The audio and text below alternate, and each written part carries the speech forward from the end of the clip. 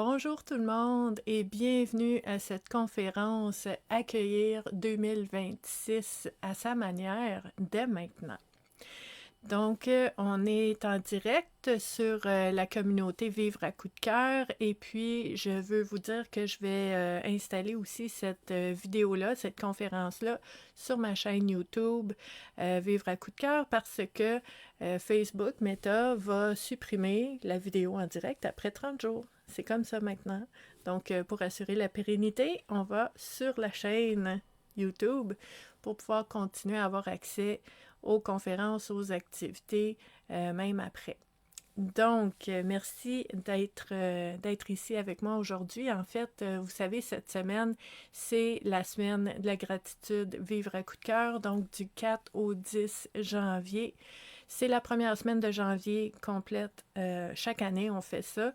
Et on va explorer ensemble différents éléments, différentes facettes en lien avec la gratitude, toujours selon cette philosophie de la gratitude même sous pression. Donc ici, on n'est pas dans les espèces de papillons, puis la beauté, puis la positivité à tout prix avec les affirmations positives, puis les bisounours, on n'est pas là-dedans. Ce que ça veut dire, la gratitude, même sous pression, c'est que des fois, on vit des défis, on vit des épreuves et c'est important qu'on puisse maintenir cette capacité de voir et de reconnaître ce qui va encore bien dans notre vie, même quand ça va pas bien. Qu'on puisse reconnaître et voir qui autour de nous est là, est présent pour nous, peu importe qu'est-ce qui se passe, même si on a des épreuves, ben on a des personnes avec nous aussi. Donc, ça devient très, très, très précieux d'avoir cette capacité-là, de la cultiver, de la maintenir. Donc, chaque jour, cette semaine, je vais vous partager de différentes façons. Donc, comme aujourd'hui, c'est une conférence gratuite. Mercredi, il y a une autre conférence à 15 heures. Il y a des exercices qu'on va faire ensemble. Je vais vous proposer des réflexions, des partages. Donc, toute la semaine, on explore ça pour partir l'année du bon pied. Et il faut savoir aussi que ce lien-là est accessible en rediffusion, donc vous l'écoutez quand vous pouvez. Je suis en direct en ce moment, mais quand vous allez être là, vous allez pouvoir y avoir accès. Aujourd'hui, je voulais qu'on explore ensemble la possibilité d'avoir des choix, de prendre des décisions, de pouvoir agir pour vivre avec plus de cohérence et plus d'alignement dans notre vie, peu importe qu'est-ce qui arrive. Donc, on est dans la gratitude, même si, des fois, il y a des points de pression. C'est pour ça qu'aujourd'hui, la conférence Accueillir l'année 2026 à sa manière, ben, c'est important parce qu'on veut se rappeler que on a des choix, il y a des possibilités, il y a des options qui sont là pour nous.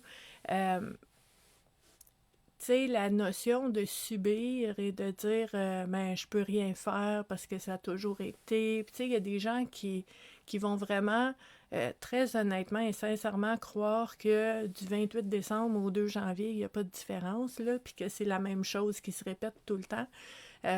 Moi, ça me fait beaucoup penser à le film, le jour de la marmotte, où est-ce que ça répète, puis ça recommence tout le temps. C'est pas toujours les mêmes choses qui se répètent. Des fois, ça peut se ressembler, mais des fois, c'est parce que on voit pas nécessairement toutes les nuances puis tout ce qui se passe qui est différent, mais qui est ramené par une situation semblable.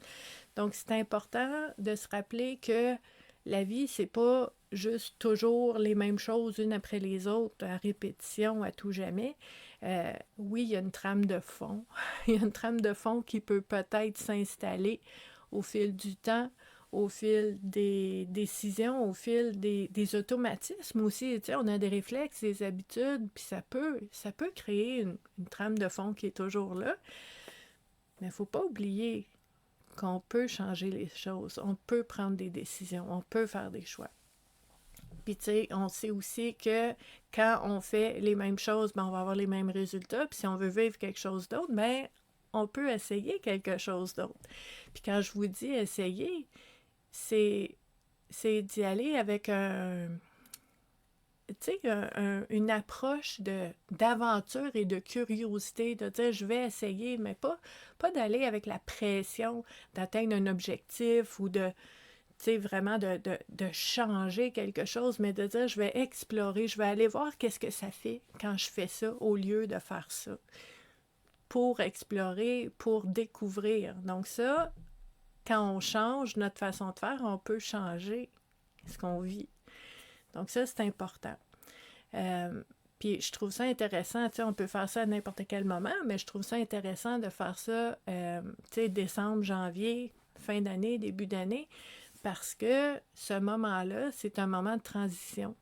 C'est un moment de passage d'une année vers une autre. Possiblement aussi d'un état vers un autre. Ça peut être un passage d'une situation vers une autre. C'est un voyage qu'on prépare pour l'avenir. Puis l'avenir, c'est pas loin, l'avenir, c'est maintenant. C'est la prochaine minute, la prochaine heure, les prochains jours. C'est l'avenir, c'est maintenant qu'on prépare l'avenir. Donc la notion de passage, elle est vraiment, vraiment là. Puis la notion de passage va aussi impliquer d'accepter l'inconfort de se trouver dans une zone inconnue pendant un temps. Donc, c'est ça le changement, c'est de dire je vais vers quelque chose que je connais pas, j'ai pas de garantie, je sais pas comment ça va aller. C'est l'inconnu, mais quand on marche puis on fait des pas dans l'inconnu, ben le plus de temps qu'on passe là, le plus que ça devient connu. Donc, c'est de se donner cette permission-là. Puis, je trouvais ça important aussi de vous mentionner, parce que souvent, depuis quelques semaines et probablement pendant les quelques semaines à venir, vous allez entendre parler partout sur les réseaux sociaux. C'est très populaire, hein? On va parler de résolution. On va parler, c'est quoi tes résolutions pour la nouvelle année? Vous n'entendrez pas ça ici. Moi, personnellement, dans mon approche et dans ma façon de comprendre et de voir les choses, je trouve que les résolutions, ça ne fonctionne pas parce que ce sont des obligations. C'est comme des obligations qu'on se met. On se met de la pression, puis en tant qu'être humain, on n'aime pas ça être obligé. On n'aime pas ça se faire dire quoi faire. C'est l'être humain qui est comme ça. Donc, on résiste aux responsabilités. On n'aime pas ça, être obligé de faire quelque chose, puis on se demande pourquoi, rendu à la fin décembre de l'année suivante, les résolutions n'ont pas tenu. C'est parce qu'on résiste. On veut pas. On veut pas. Puis c'est pas parce qu'on est faible, c'est parce que c'est, à mon sens, à moi, c'est pas la bonne approche.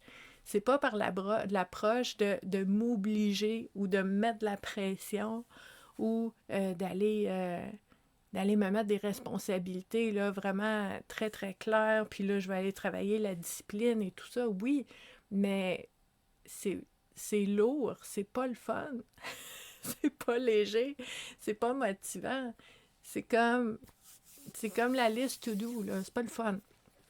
Donc, ça va être important qu'on puisse explorer cette notion-là pour voir ce qui fonctionne et ce qui ne fonctionne pas pour préparer une nouvelle année. Puis je me rends compte, hein, c'est ça les joies du direct, on est live en ce moment.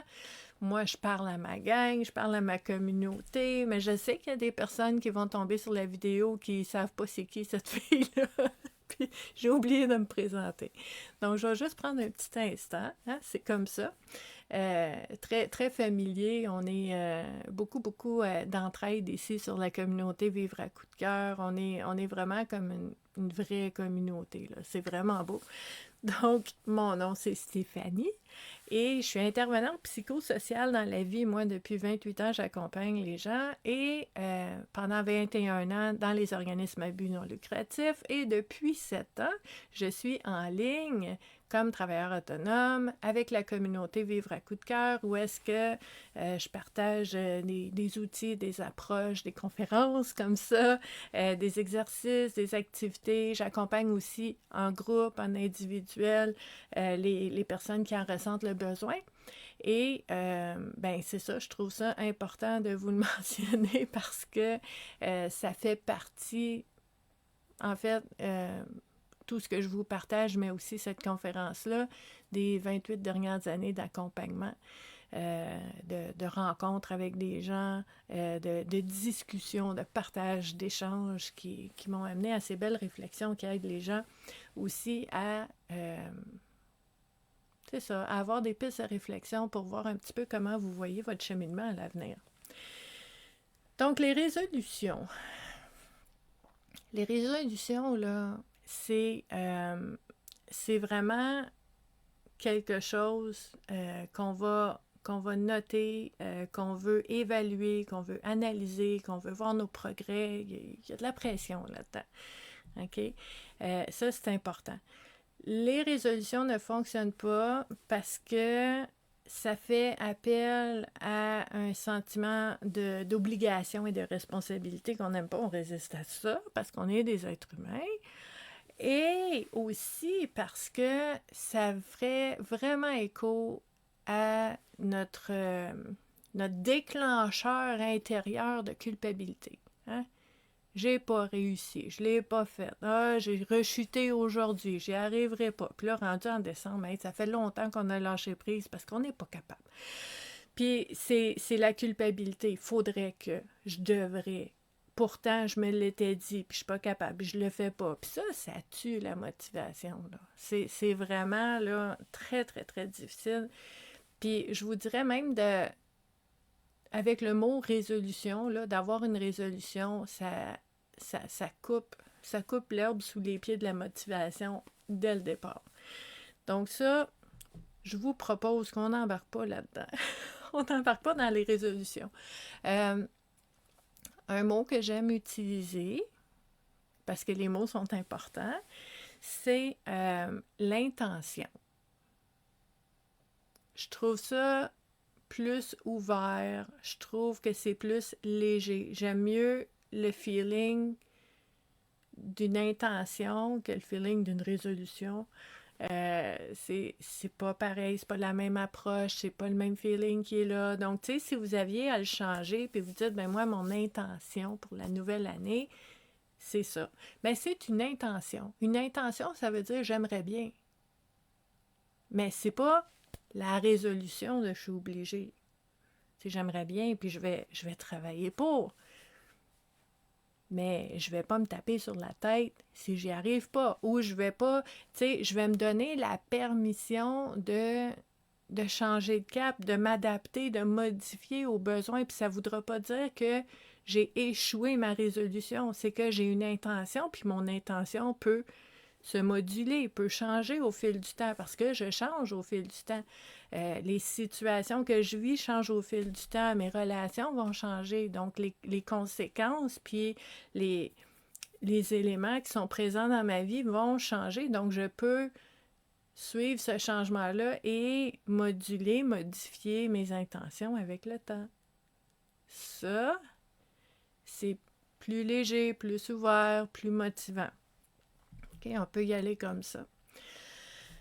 Il y a un élément que je trouve important aussi que je voulais vous mentionner parce que quand je travaille avec les gens, quand j'accompagne les gens dans des changements, des moments de changement, il y a vraiment, je veux dire, à la racine, à la source, qu'est-ce qui fait que tu veux changer? Ça va vraiment avoir de l'impact sur comment ce changement-là va se passer pour vous. Donc, en 2026, maintenant, s'il y a des choses qu'on aimerait changer, ben, est-ce que on veut aller vers quelque chose qui me motive, qui est attrayant, puis que j'aimerais vivre? Ça peut être une émotion, une situation. Est-ce que je vais vers quelque chose ou est-ce que ma motivation, c'est de fuir quelque chose? Ça, c'est tellement important, là. Il y a des gens qui vont me dire, je sais exactement ce que je veux pas, puis plus jamais je veux vivre ça, je veux plus vivre ça, je veux plus jamais vivre ça, je veux plus jamais vivre ça. C'est correct, ça c'est les choses que tu veux pas. Mais dis-moi vers quoi tu veux aller. Je veux aller vers plus de ça, je veux aller vers ça, je veux aller vers telle chose, je veux aller vers plus de ou moins de. Puis je vais vers quelque chose. Ça, ton mouvement, il est vers l'avant. Tu es propulsé vers ce que tu aimerais vivre avec une pensée comme ça. Quand tu dis plus jamais je veux vivre ça, je veux plus dealer avec cette situation-là, je veux plus voir cette personne-là, je veux plus entendre parler de ça, là, tu es dans l'élément de fuir quelque chose. C'est pas pareil. Donc, premier exercice à faire dans la nouvelle année, quand on regarde, on fait notre ménage, moi j'appelle ça le grand ménage, là, ce que je veux pas, ben là, je veux m'assurer dans mes intentions, on va le dire comme ça, que je nomme ce vers quoi je veux aller, la direction dans laquelle je vais vers quelque chose qui est souhaitable, qui est sain, qui est bénéfique, qui est bon, qui est doux pour moi. Je veux pas fuir quelque chose. Je veux aller vers quelque chose. Je reprends mon pouvoir personnel et je peux aller vers quelque chose. Premier élément à explorer. Puis là, je sais très bien, là, vous écoutez ça, puis là, peut-être que ça se bouscule dans votre tête, puis vous dites, oh non, faut pas que je me trompe. Non, non, on n'est pas dans un exercice de performance. On est dans une réflexion, une introspection qui peut prendre du temps, puis d'aller explorer un petit peu vos premiers réflexes, puis comment vous pouvez les affiner pour aller vers une intention qui est plus dans votre pouvoir de dire je vais vers quelque chose. OK? Premier élément. Deuxième élément. Il y a une petite histoire que j'aime beaucoup.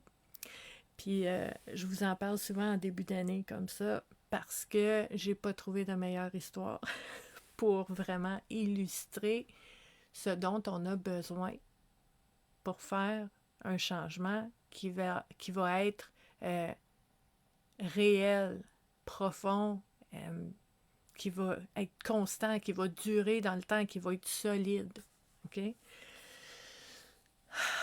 Puis pour faire un changement, il faut avoir le courage et le désir de sortir de ses vieilles pantoufles. OK? Nos vieilles pantoufles sont confortables. On est dans la zone de confort, on est bien avec ce qu'on connaît, mais finalement, à bien y penser, on n'est pas si bien que ça. Peut-être que tes vieilles pantoufles dans lesquelles tu es bien sont trouées, puis l'air passe, puis tu as tout le temps les orteils gelés, mais tu dis « Ah, c'est moins pire que d'avoir une nouvelle paire, puis de ne pas être bien dedans, puis que ce soit trop serré, ou je vais garder ce que j'ai. Hein? » Bon. Ça, c'est une chose. Mais là, on va aller voir mon histoire que je vous raconte souvent en début d'année. Notre petite histoire du crabe. La carapace du crabe. Comment on fait pour grandir quand notre carapace ne grandit pas? Un crabe, là, ça a toujours la même carapace. Il est petit, il est né, sa carapace est comme ça. Il grandit, sa carapace est comme ça. Ça ne bouge pas. C'est dur. Toc, toc, toc. Ça ne bouge pas, cette carapace-là. Il grandit. La carapace reste pareille. La carapace ne grandit pas. La carapace reste pareille comme quand elle a été créée. Donc, on grandit, il y a des choses qui nous arrivent, il y a le goût de vivre des choses, des épreuves, des défis, des réussites. La carapace ne bouge pas.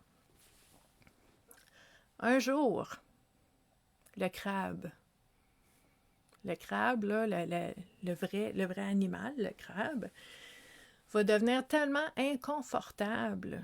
Il va se sentir à l'étroit. Il n'y a pas de place. il n'y a pas de place pour s'étirer, il n'y a pas de place pour se déployer parce que la carapace, ça reste toujours pareil. Puis il va essayer de s'habituer. Il va attendre en espérant que ce soit moins lourd, que ce soit moins difficile. Il va essayer des choses pour essayer d'améliorer son sort. Il va essayer plein de choses, mais il vient un moment, puis ça, c'est le moment avec un M majuscule, là, le moment charnière, super important, où est-ce que le crabe est tellement à l'étroit, OK, qu'il ne peut plus vivre comme ça. Puis là, ce qu'il va faire, c'est qu'il va s'isoler. Il va aller tranquillement dans un coin et il va se reconstruire. Il va délaisser sa carapace trop petite et il va s'en faire une autre qui est plus adaptée à qui il est maintenant. Là, je fais des liens avec l'être humain. Mais vraiment, les crabes, ils font ça. Quand la carapace est trop petite, ils vont s'isoler, ils se mettent dans un coin, ils vont défaire la carapace qu'ils ont et en refaire une qui est plus adaptée à qui ils sont maintenant. Donc, c'est vraiment ça pour l'être humain aussi. Quand tu es dans une situation où est-ce que tu n'es pas bien, puis que tu sais, dans tes émotions, tu vis des choses pas faciles, ton corps réagit, peut-être tu as commencé à faire des migraines, tu as mal à la tête, tu as mal au ventre, tu as mal dans le dos, puis tu dors moins bien, puis tu manges moins bien, puis là tu as des émotions, puis tu n'es pas bien. Tu vas essayer de faire plein de choses pour t'aider, pour dire, ben, ça va finir par passer, je vais juste donner du temps, tu vas essayer de te changer les idées, tu vas essayer de te distraire, tu vas faire plein de choses, jusqu'à temps que tu te dises, ça marche pas, je suis pas bien. Donc, j'ai dépassé le point de l'inconfort tellement ultime que j'aime mieux aller dans l'inconnu, puis affronter le changement, puis de faire quelque chose, de changer des choses, plutôt que de rester comme je suis là. Donc, avant de changer quelque chose, c'est normal d'être super inconfortable. L'inconfort n'est pas mauvais signe. L'inconfort, c'est ton crabe intérieur qui dit « Hey, on n'est plus capable de vivre là-dedans, là. On n'est plus capable de vivre comme ça. » Puis, à ce moment-là, on pourra se reconstruire. Donc, toi, tu pourrais te poser la question, avec ton degré d'inconfort actuel, avec toutes les choses que tu as essayées et tout ça, et de dire, OK, est-ce que c'est possible que je sois rendu à l'étape de l'inconfort ultime et de dire, advienne que pourra, faut que j'essaye quelque chose, faut que je change quelque chose. Ça ne peut pas rester comme ça. Puis ça, c'est notre premier signe, OK? Vous allez avoir des signes, des symptômes. OK? Il y a un élément où est-ce que, par exemple, vous allez regarder votre afficheur, ça sonne au téléphone, vous regardez l'afficheur, puis tout de suite, oh, oh non, hey, là, c'est lourd. C'est un signe, ça. OK? Quand tu te lèves le matin, puis que tu as une tâche qui t'attend dans la journée, puis que tu vois la tâche, puis tu fais, oh my God, oh non. C'est un signe, ça. Quand tu penses à une personne, puis que t'as peur ou t'as un stress ou que tu sens que tu marches sur des coquilles d'œufs, puis tu dis, non, je suis pas bien. Ça, ce sont des signes, OK? Si, par exemple, à chaque fois que tu vois une personne, tu vas prendre un café avec une personne pendant 45 minutes, puis qu'à chaque fois, tu as besoin d'une sieste de 3 heures après parce qu'elle t'a complètement drainé, cette personne-là, c'est un signe. Ça m'enlève mon énergie, ça me draine. Je suis plus capable, j'en veux plus de ça. Je suis tannée, j'en veux plus. Puis ça c'est super précieux. Ces éléments-là, ce qui est important, c'est de ne pas monter ça au mental puis de commencer à faire des excuses ou de se faire des promesses, de dire « Oh non, c'est pas si pire que ça, j'en ai vu d'autres, ça a déjà été pire. » Non, arrête de te gaslighter toi-même, là. Faut arrêter de faire ça. Notre premier instinct qui dit « Non, je suis plus capable, ça suffit, ça va faire, ça me draine, ça m'enlève toute mon énergie, j'en veux plus puis j'en peux plus. » Ben ça, Point final. C'est ça mon information, puis là, je viens de découvrir qu'est-ce que je veux laisser derrière moi. On est le 5 janvier. Il est encore temps de laisser des choses derrière. OK? Qu'est-ce que tu n'amènes pas avec toi en 2026? Qu'est-ce que tu dis ça, là? Fini. Puis ça, c'est une expression, les gens qui me connaissent personnellement, ils vont rire, là, mais c'est une expression personnelle que j'utilise souvent dans les moments comme ça où est-ce que je veux vraiment passer à d'autres choses, je vais dire, c'est fini ce temps-là. C'est fini. Fini ce temps-là. Puis, clouc, c'est comme nouvelle époque, nouveau chapitre. Fini, fini. J'en veux plus. Ça, c'était dans le passé, c'était moi avant, c'était ma vie avant. Fini. Puis ça aide. C'est comme une affirmation qui met un point à la ligne. Okay? Donc, de savoir ce que tu veux plus, puis ce que tu vas laisser derrière toi, puis que tu n'amènes pas avec toi en voyage en 2026. C'est fini, tu l'as assez traîné, t'en veux plus, ça te draine, c'est pas ça que tu veux vivre. Super précieux. Deuxième élément, quand tu penses à une personne, puis que tu sens une belle chaleur monter, puis que tu as hâte de voir cette personne-là, puis c'est léger, puis c'est positif. Quand tu penses à ton travail, peut-être des éléments de ton travail, puis que tu te dis, j'ai tellement hâte de faire ça, puis que ça te donne l'énergie. Tu sais, tu sens comme une espèce de buzz électrique, là, de dire, ah oui, hey, ça va être le fun, ça va être bon. Ça m'allume, j'ai hâte, j'en veux, ça me donne de l'énergie, j'en veux plus de ça cette année. Qu'est-ce que j'apporte avec moi? Parce qu'il y en a des choses, on parle de gratitude, il y en a des choses qui vont bien, qui sont bonnes, qui sont bénéfiques, qui sont douces, qui sont joyeuses pour nous, puis on veut amener ça avec nous en 2026. Mais consciemment de faire l'exercice de ce que je laisse derrière et ce que j'apporte avec moi, c'est vraiment, vraiment précieux pour aider à faire ce ménage-là. OK? Puis si des fois, vous sentez un doute ou une hésitation soit devant quelque chose vers lequel vous aimeriez aller, soit je l'apporte avec moi ou j'aimerais aller vers quelque chose de plus positif. Puis là, il y a peut-être une hésitation, il y a peut-être un doute, ou vous pensez à quelque chose que vous dites, ça, je ne l'apporte pas avec moi, je la laisse derrière, j'en veux plus, mais il y a quand même une hésitation. Bien là, ça vaut le temps et l'effort d'aller se poser la question, c'est quoi la peur? C'est quoi qu'il y a la peur qu'il y a en arrière de cette hésitation-là, de ce doute-là? C'est quoi la peur qui va venir nourrir l'incertitude qui est là? Puis à ce moment-là, quand on sait c'est quoi la peur de perdre quelque chose, la peur de perdre quelqu'un, la peur de plein de choses, bien, ça va aider à mieux concevoir un petit peu de quoi j'ai besoin pour me réconforter et me rassurer moi-même pour pouvoir agir en conséquence et en cohérence avec ce que je veux et ce que j'ai besoin. Donc ça va être important.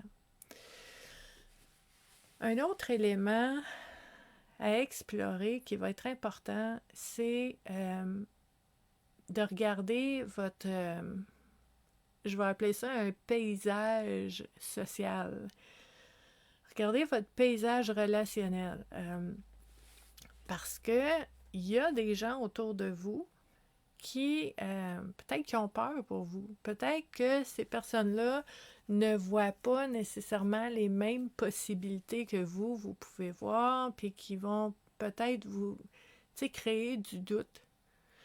Il y a peut-être aussi des personnes autour de vous qui peuvent vous faire douter de vos choix, alors que ça vient vraiment... C'est pas quelque chose que vous avez décidé dans votre tête. Ces choix-là ont émergé comme quelque chose de puissant puis d'important en vous, une prise de conscience là, qui n'a rien à voir avec votre mental. Là. Vous n'y avez pas pensé, c'est juste apparu comme une comme une constatation de dire ça là, fini, ça me tente plus.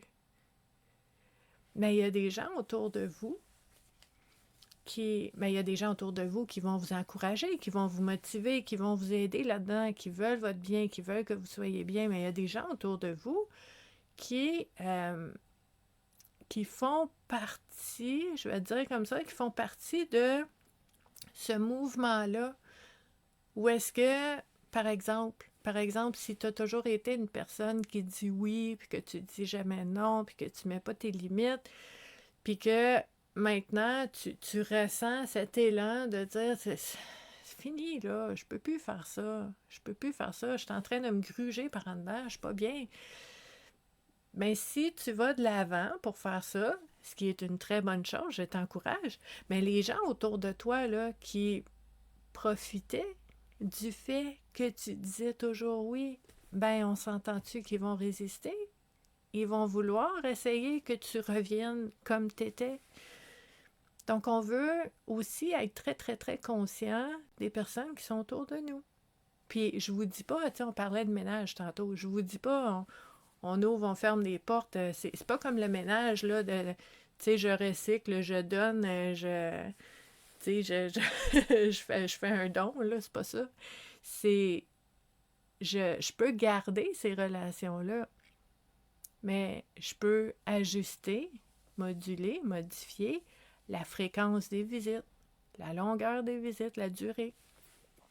Puis à ce moment-là, ben, je viens prendre soin de moi, puis je suis pas obligée de tout bousculer non plus, là. Puis si un jour vient l'élan intérieur de dire une relation n'est pas saine pour moi et je dois fermer cette porte-là, couper ce lien-là, on pourra le faire. Mais c'est pas obligé d'être maintenant. En même temps, si vous faites l'exercice et vous ressentez, là, ça monte là, clairement en vous, là, vous faites comme ça, c'est vraiment pas bon pour moi, puis je vois ça comme étant comme un nœud, un noyau là, d'une source de bien des problèmes dans ma vie, puis là, je me rends compte que faudrait que je n'apporte pas cette relation-là avec moi en 2026. Ça se fait. Ça prend du courage. On le fait quand on est assez inconfortable pour pouvoir vivre d'autres choses, pour vouloir vivre d'autres choses. Ça se fait. Ça se peut que vous ayez besoin de soutien, besoin d'aide pour le faire, mais c'est possible. Pour les personnes qui sont très, très cartésiennes, intellectuelles, analytiques, ben là, tu vas peut-être faire tes pour et tes contre. Hein? C'est un exercice qu'on connaît bien. Fait que, tu sais, tu vas faire tes pour et tes contre, mais il faut savoir que c'est un début, mais c'est pas la fin de l'exercice. Tu peux pas juste faire tes pour et tes contre, puis dire, OK, c'est décidé, c'est fait, parce que l'exercice des pour et des contre ne tient pas compte de la reine de toutes les considérations qui est les émotions.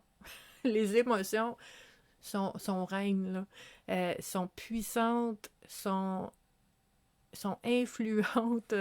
Donc, on ne peut pas juste rationnellement prendre une décision. On doit tenir compte des émotions qui sont là. Sinon, la décision ne sera pas très solide et va vraiment être plus difficile à tenir.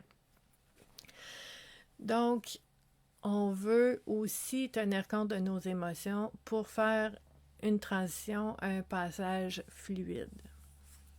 Ce que vous pourriez faire pour vous aider à prendre des décisions, c'est... il y a deux choses. Il y a deux choses qu'on peut faire.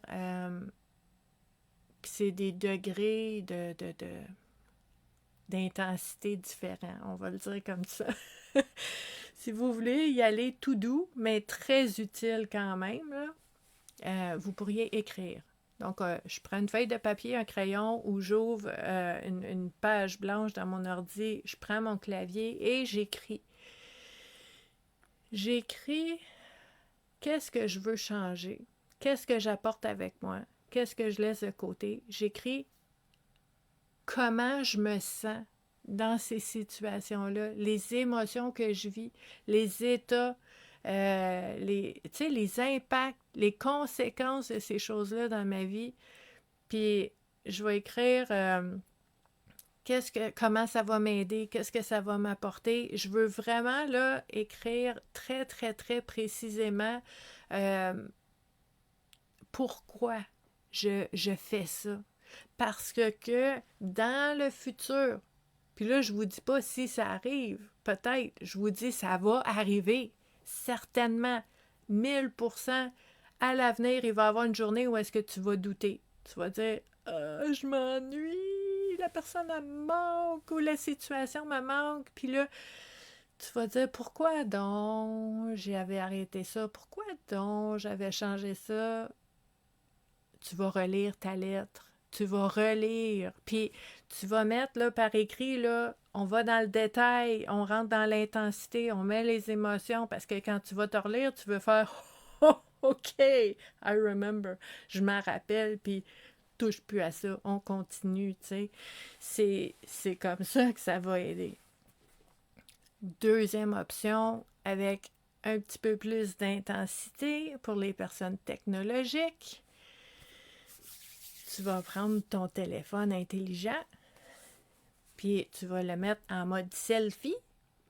Tu vas t'enregistrer dans le pire moment, là, quand tu es en train de pleurer ta vie, là, ou que tu es en colère, là, que tu as l'impression que la cervelle va te sauter tellement tu es en colère, là, ou tu as mal, tu as une souffrance, là, play. Puis tu t'enregistres, là. Puis tu pleures, puis dis-le qu'est-ce que tu ressens, puis de quoi tu as besoin, puis qu'est-ce que tu n'as pas, puis qu'il faut que ça change, puis ça peut pas rester de même. Fais-toi une belle vidéo de 12 minutes, là, puis réécoute ça plus tard, quand tu vas douter. Puis tu douteras plus. Okay? Ça, c'est un truc que j'utilise avec les personnes que j'accompagne parce que, tu sais, on a rendez-vous toutes les semaines ou aux 2 semaines, mais des fois, il se passe des choses entre les rendez-vous, puis je leur dis enregistre. Enregistre, puis on va l'écouter ensemble. Hey! C'est efficace. Très utile. Donc, laisse-toi des traces pour revenir plus tard quand tu vas en avoir besoin. Puis quand tu vas savoir qu'est-ce que tu veux apporter avec toi, puis qu'est-ce que tu veux laisser de côté dans la nouvelle année, malgré que tu accueilles la nouvelle année avec ce qu'elle te propose, mais on n'est pas là à subir. On a des choix à faire. On a des décisions à prendre. Tu fais ta part. Moi, ma façon de voir la vie en général, mais une nouvelle année aussi, c'est un exercice de co-création. La vie, là, elle fait ce qu'elle veut. Je veux dire, moi, la température, la météo, les événements qui arrivent, la politique, il y a plein de choses qui arrivent que j'ai rien demandé de tout ça, moi. Puis il faut que je deal avec. Parce que la vie, c'est ça. Sauf qu'il y a des choses que je peux faire. Oh oh, tu m'enlèveras pas ça. Co-création. Qu'est-ce que je peux faire à mon échelle, maintenant, dans la situation que je vis, puis quel choix je peux faire, quelle décision je peux prendre. Ça veut dire que une autre étape qu'on oublie trop souvent, c'est qu'il faut agir. Il va falloir agir. Il va falloir arrêter de réfléchir, d'analyser, de prendre des décisions sur papier. Il va falloir le faire. Pas toujours facile, mais il faut le faire, sinon ça ne se fait pas. Donc, pour vous aider à agir,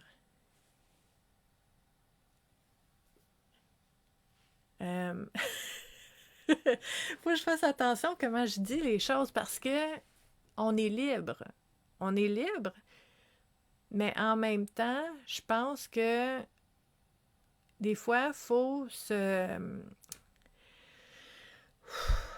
donner la permission et le droit de prendre des décisions qui sont pas toujours faciles, mais qui sont les bonnes décisions. C'est pas parce que c'est difficile puis que ça demande un effort que ce n'est pas la chose à faire. OK? Donc oui, on est libre, mais des fois, il faut se parler puis faut faire ce qu'on a besoin de faire, même si ça me tente pas ou que ça sera pas facile. Ou bon. Donc, ce que j'allais vous dire, pour vous aider à agir, pensez à quitter les personnes qui vivent dans la situation que vous voulez quitter. C'est très difficile de changer quand tu restes dans le même milieu. La tentation, les habitudes, les réflexes. Les personnes qui vivent ce que vous voulez quitter vont avoir tendance à vouloir vous retenir et vous garder là. OK? Donc, c'est pas facile à faire. Ça implique des deuils, ça implique des décisions. Mais c'est important. L'envers de la médaille de ça, c'est penser à vous entourer de personnes qui vivent la situation que vous voulez vivre, parce qu'ils vont vous encourager, puis ils vont vous montrer que c'est possible, parce qu'elles le vivent. Donc, si vous êtes entouré par des personnes qui vivent, je vous parle pas là tu sais, je vous parle pas de richesse ou de réputation ou de tu sais, famous ou whatever, là, c'est pas ça, là. Je vous parle, par exemple, si tu dis, moi, j'aimerais ça goûter à la sérénité. J'aimerais ça savoir qu'est-ce que c'est de me sentir en sécurité, de me sentir calme, de me sentir bien. Mais si tu t'entoures de personnes qui sont zen, qui sont relaxes, qui sont calmes, ben, tu vas avoir des modèles vivants de dire, mais c'est pas juste dans ma tête, ça existe, j'en vois. Puis tu vas voir comment ils font. Puis tu vas partager, échanger avec eux. Puis on va peut-être s'influencer, puis pouvoir aller vers ça, mais ça reste présent dans l'entourage. Donc, on veut s'entourer de ce qu'on souhaite, puis on veut prendre la distance avec ce qu'on souhaite laisser de côté. Ça va être important. Donc, si j'avais des questions à vous proposer pour vraiment reconnaître ce qui est bon et bien dans votre vie maintenant, c'est ça la gratitude, hein? C'est de dire, il y a des choses dans ma vie, il y a des personnes dans ma vie, il y a des décisions que j'ai prises, des choix que j'ai faits qui sont vraiment, vraiment bons. Puis ça, je touche pas à ça, je veux garder ça. Mon intention, c'est de cultiver, faire grandir, nourrir ça dans ma vie parce que j'ai de la gratitude, je veux garder ça. On note ça. Ensuite de ça, qu'est-ce que ça me tente plus de vivre en 2026? De quoi je suis tannée? Puis ça me tente pas de la porter avec moi. Je note ça. Vous pourriez aussi juste répondre à la question, comment moi je vois ça une nouvelle année? Est-ce que c'est le jour de la marmotte puis c'est toujours pareil? Est-ce que c'est un jour comme un autre qui veut rien dire? Est-ce que c'est une opportunité de faire des prises de conscience, de prendre des décisions, de faire des choix qui vont changer mon quotidien maintenant, parce que j'ai pris des décisions et j'ai fait des choix. Vous voyez, tout ça, ça existe, là. C'est toutes des perceptions de la nouvelle année. Mais votre perception va vraiment avoir un impact sur comment vous allez le vivre. Donc, petite réflexion par rapport à ça. Quelles émotions, quel état, quel ressenti aimeriez-vous vivre plus cette année? Puis quelles émotions, quel ressenti, quel état vous aimeriez vivre moins cette année? Si vous avez des rêves que vous aimeriez réaliser, moi j'aimerais ça cette année, vivre ça. Vous pourriez l'écrire aussi, pas comme une résolution, mais comme une réflexion de « je suis connectée à mes rêves ». Puis que ça arrive ou que ça arrive pas, je suis une personne qui est capable de rêver, j'ai assez d'espoir pour ça. Puis je suis capable de m'adapter, puis je suis capable d'ajuster au fil du temps. Donc, on veut vraiment, vraiment se donner cette permission-là pour voir clair. Hein? C'est important, je vous parle souvent de ça sur la communauté Vivre à coup de cœur, l'importance de voir clair, de voir ce qui ne va pas, de voir ce qui... Tu sais, ce qui est lourd, ce qui est intense, ce qui me gruge en dedans, ce qui est pas bon dans ma vie, ce qui est malsain pour moi, je veux le voir. C'est pas parce qu'on est négatif ou pessimiste. Non, non, un instant, là, c'est parce qu'on veut voir clair. Faut voir clair, faut être réaliste de voir qu'est-ce qui se passe. Et être réaliste, c'est aussi de voir qu'est-ce qui va bien, qu'est-ce qui est bénéfique, qu'est-ce qui est beau, qu'est-ce qui est bon dans ma vie. Donc, l'un n'exclut pas l'autre. Puis à ce moment-là, ben, on veut explorer qui sont mes alliés, c'est qui les personnes que je connais qui vont m'aider là-dedans. On connaît notre monde. Moi, tu sais, j'ai des gens ça peut être dans mes connaissances, dans mon entourage, ça peut être de la famille, de la parenté, des amis. Tu sais, il y a des gens avec qui je vais parler de la température, puis de ma recette de sauce à spaghetti, mais on va pas dans le bain profond parce que c'est pas des amis, puis c'est pas de la parenté comme ça. Hein? Puis on connaît notre monde, c'est correct. Puis il y a d'autres personnes que je sais que si j'ai besoin, si j'ai peur, si j'ai des doutes, si j'ai besoin de parler puis de m'entendre parler pour mieux m'entendre dire des choses et faire des prises de conscience, je sais c'est qui je vais voir pour ça aussi. Fait que toi aussi, fais une liste de tes alliés. Fais une liste de qui sont tes défis. Je vais le dire de même. Parce qu'il y a des défis qui arrivent dans la vie, mais il y a des personnes défis aussi. Puis je fais ça parce que les personnes défis sont comme un cadeau mal emballé. Ils nous apportent des choses, même si c'est pas facile. Donc, c'est qui mes défis? Puis à ce moment-là, ben, je pense qu'on est prêt pour accueillir une nouvelle année, puis qu'on est prêt pour préparer un nouveau chemin, les prochains pas pour cette nouvelle année-là. Donc, j'espère que vous avez apprécié. Je vous invite à partager la vidéo. Comme je vous disais tantôt, je vais le dire, je l'ai dit au début, je vais le dire à la fin. Vu que la conférence est en direct, elle va être supprimée après 30 jours sur Facebook parce que Meta a décidé ça. Mais si vous voulez avoir accès, c'est disponible sur la chaîne YouTube Vivre à coup de cœur. Donc, je vous remercie beaucoup d'avoir été là. Et je vous dis à la prochaine. Bye!